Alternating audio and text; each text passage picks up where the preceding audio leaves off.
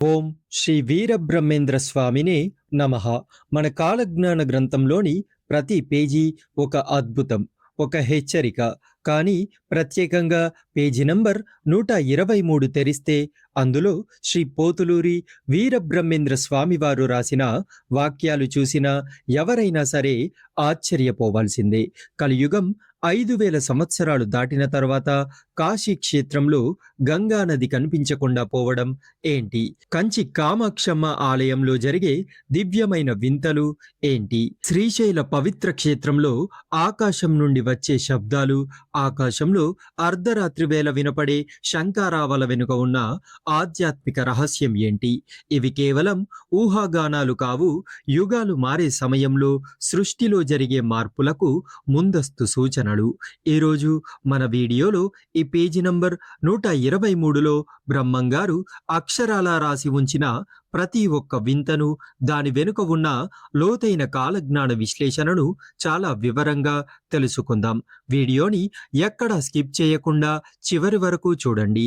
ఇంకా మన ఛానల్ని సబ్స్క్రైబ్ చేసుకోకపోతే సబ్స్క్రైబ్ చేసుకోండి.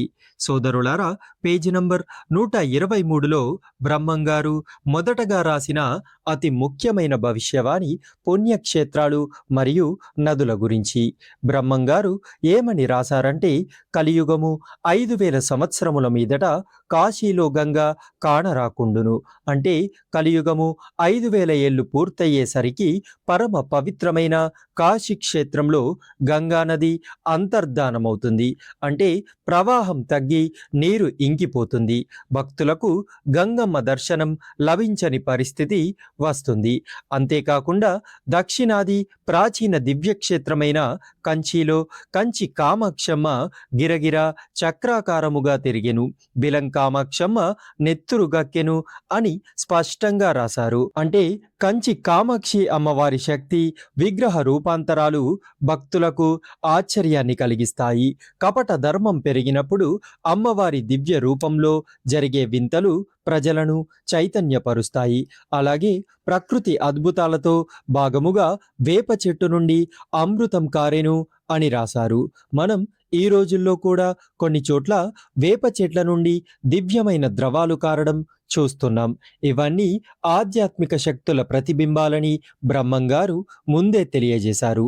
ఇక రెండవ ప్రధాన ఘట్టంలో బ్రహ్మంగారు చారిత్రక మార్పుల గురించి ప్రస్తావించారు. మాచర్లలోని రాజులందరూ ఒక మదవితిచే హతులైపోయారు.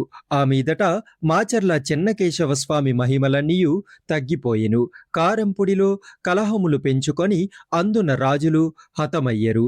అంటే కాలక్రమేణా రాజ్యాలు, రాజవంశాలు తమ శక్తిని కోల్పోతాయని, ధర్మం తగిన ప్రదేశాల్లో దేవాలయాల మహిమలు తాత్కాలికంగా మరుగుడ పడతాయని, ప్రజల ఐక్యమత్యం దెబ్బతిని నాశనం వైపు వెళ్తారని సూచించారు.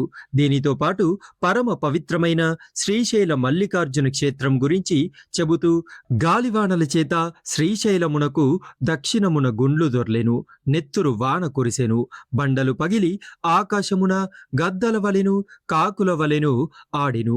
అంటే శ్రీశైలంలో విపరీతమైన ఈదురుగాలులు, కొండచర్యలు విరిగిపడటం, కొండబండలు తీవ్రమైన గాలి తాకిడితో గాలిలో తేలుతున్నట్టు కింద పడటం జరుగుతుంది.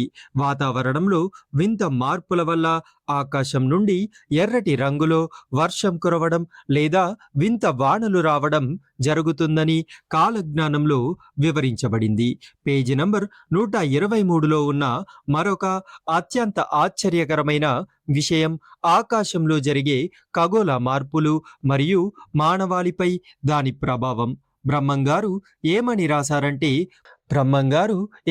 రాశారంటే రాతిగుండ్లలో చీము నెత్తురు వచ్చును, మస్తు ఆరని బిడ్డలు మాట్లాడెరు, ఆకాశమ్మున పొగ మంటెలు పుట్టును, ఆరు మతములు ఒక్కటయ్యెను. అంటే భూమి అంతర్భాగం నుండి వింత ద్రవాలు బయటకు రావడం, అప్పుడే పుట్టిన పసిబిడ్డలు పాలు కూడా తాగని చిన్నపిల్లలు భవిష్యత్తు గురించి ఆశ్చర్యకరమైన మాటలు మాట్లాడటం జరుగుతుంది. ఆకాశంలో పొగ మంటలు, ఉల్కాపాతాలు కనిపిస్తాయి. సమాజంలో ఉన్న వేరువేరు 6 మతాలు లేదా సిద్ధాంతాలు కాలక్రమేణా ఐక్యమై ఒక్కటిగా మారే పరిస్థితి వస్తుంది. అంతేకాకుండా ఆకాశమందు అర్ధరాత్రమందు గన గన అని 10 గంటల రావంబులు బుట్టును, శంఖారావంబులు వినబడిను. అంటే అర్ధరాత్రి వేళ ఆకాశం నుండి మానవ చెవులకు స్పష్టంగా వినపడేలా గన గన అనే పెద్ద గంటారావాలు, పవిత్ర శంఖధ్వనులు ప్రతిధ్వనిస్తాయి. ఇవన్నీ దైవిక శక్తులు భూమిపై ప్రవేశిస్తున్నాయని చెప్పడానికి సంకేతాలు.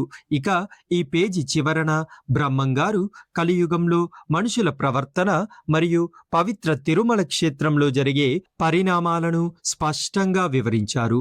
ఒకరి సొత్తు మరొకరు అపహరించెరు, ఒకరి ఆవులు మరొకరి పాలయ్యను. పుణ్యవాదులు నా ప్రభావంబు తిప్పుకొనురు, పుణ్యశ్రీలు పుణ్యపురుషులు బ్రతికెరు. పుణ్యస్థలంబులు చెడును, దేవస్థానంబులు పాపాత్ములచే నష్టమయ్యెను. నిక్షేపాలు బయల్పడును. అంటే మనుషుల్లో నీతి నశించి ఒకరి ఆస్తిని ఒకరు దోచుకుంటారు. అయితే దైవ చింతన ఉన్న పుణ్యపురుషులు, ధర్మాన్ని పాటించే స్త్రీలు మాత్రమే ఈ కాలంలో సురక్షితంగా బ్రతుకుతారు. పాపాత్ముల వల్ల పుణ్యక్షేత్రాలు తమ ప్రశాంతతను కోల్పోయినప్పటికీ భూమి పొరల్లో దాగి ఉన్న గుప్త నిధులు అంటే నిక్షేపాలు స్వయంగా బయటపడతాయి. చివరిగా తిరుమల వెంకటాచలం గురించి రాస్తూ, వెంకటాచలములో మహమ్మదీయులను చండాలురును పూజించెరు, వెంకటేశ్వరుని సొమ్ము దోచెరు. ఈ దివ్య స్థలమున నలుగురు దుష్టులు బుట్టుదురు. తిరువల్లూరి వీరరాఘవ స్వామికి తిరుమేళ్ళు జరిపెరు. అంటే కలియుగాంతంలో తిరుమల క్షేత్రంలో అన్ని వర్గాల ప్రజలు, ఇతర ధర్మాల వారు కూడా స్వామివారిని పూజించే పరిస్థితులు వస్తాయి. కొంతమంది దుర్మార్గులు దేవుడి సొత్తుపై కన్ను వేసినప్పటికీ దైవిక శక్తి వారిని అంతమొందించి ధర్మాన్ని కాపాడుతుంది. సనాతన ధర్మ బంధువులారా, బ్రహ్మంగారి పేజీ నంబర్ 123లో రాసిన ఈ భవిష్యవాణులన్నీ మనల్ని భయపెట్టడానికి కాదు, ధర్మం మార్గం తప్పినప్పుడు సమాజంలో ఎలాంటి పరిస్థితులు వస్తాయి, దైవిక శక్తులు ఎలా స్పందిస్తాయి అని మనల్ని అప్రమత్తం చేయడానికి ఇచ్చిన సందేశాలు మాత్రమే. మనం చేయాల్సిందల్లా ఒక్కటే, సత్యం మాట్లాడటం మరియు ధర్మ మార్గంలో నడవటం. ఈ వీడియోలోని విశ్లేషణ మీకు నచ్చితే వెంటనే ఒక లైక్ చేయండి. కామెంట్ బాక్స్లో తప్పకుండా జై శ్రీ వీరబ్రహ్మేంద్ర స్వామి అని టైప్ చేయండి. ఈ ముఖ్యమైన కాలజ్ఞాన సమాచారాన్ని మీ మిత్రులకు, ఫ్యామిలీ గ్రూప్స్లో షేర్ చేయండి. మరిన్ని ఆధ్యాత్మిక కాలజ్ఞాన విశ్లేషణ కోసం మన గీతానిత్య తెలుగు ఛానల్ని వెంటనే సబ్స్క్రైబ్ చేసుకోండి. జై శ్రీరామ్, జై శ్రీ వీరబ్రహ్మేంద్ర స్వామి.